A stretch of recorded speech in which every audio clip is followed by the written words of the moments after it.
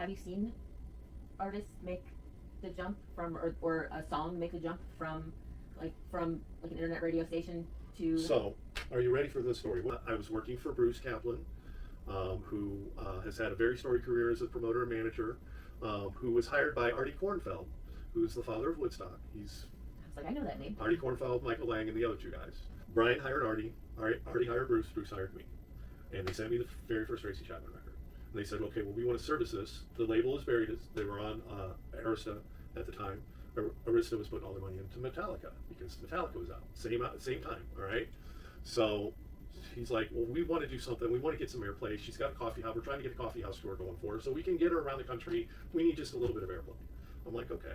Well, we need your college radio list. And I said, okay, I'll send you the mailing labels, but you mail them to my labels, and I'll work the record.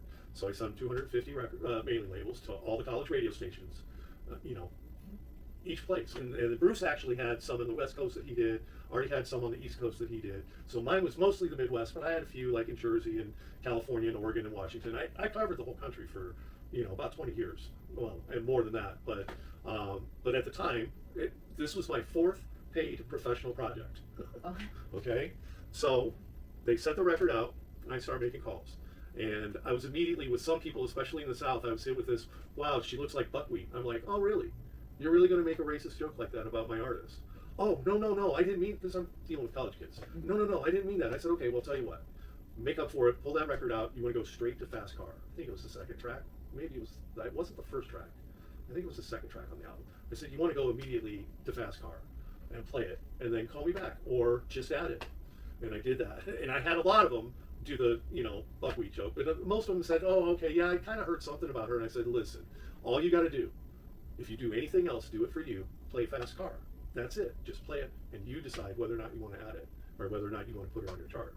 Not only did I get 250 ads, out of those 250 stations, I got around 238 of them to number one on their charts.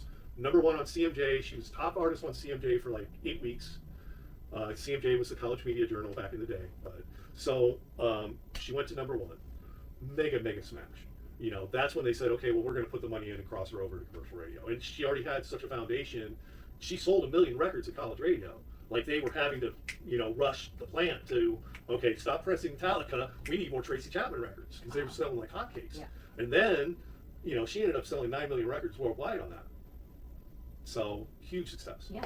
I'm only taking credit for making the phone calls and sending out the mailing labels. Okay. Tracy Chapman did all the work because she had the hit song to begin with. But it was something really special. She called me one time. We spoke on the phone for 5 minutes. She was very soft spoken. She says, "Well, I just want to thank you for all that you did." And then that was it. They took her, crossed her over, and boom. Yeah. Wow. And then at the Grammys, not this past one, but the one before, she's on stage playing again. Yeah. Yeah. Just that was